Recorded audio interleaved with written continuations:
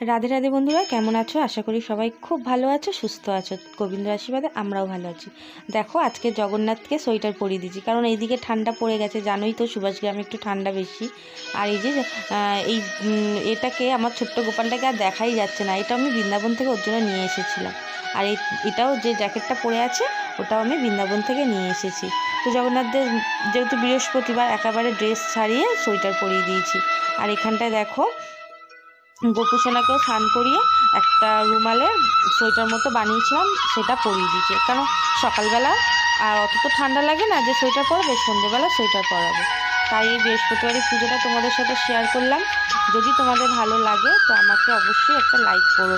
আর এই যে পুরো ভগবানকে তোমরা ভালোভাবে দর্শন করে দাও। অনেক দিন পর এসেছি বন্ধুরা, তো তোমরা আমাকে একটু সাপোর্ট করো বন্ধুরা, যাতে আমি এগোতে পারি। আমার চ্যানেলটা একদম ডাউন হয়ে গেছে, তোমরা যদি সাপোর্ট করো তাহলেই আমি এগোতে পারবো। আর অনেক অনেক স্বপ্ন আছে যেগুলো তোমাদের সঙ্গে নিয়ে আমি পূরণ করতে পারবো।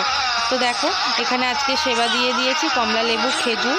আর ভগবানকে ভালো করে তোমাদের একটু দেখিয়ে দিলাম, কারণ অনেক দিন পর এসেছি বন্ধুরা। তার জন্য যদি ভিডিওটা ভালো লাগে অবশ্যই একটা লাইক করো, আর আমার পাশে থেকো বন্ধুরা। রাধে রাধে।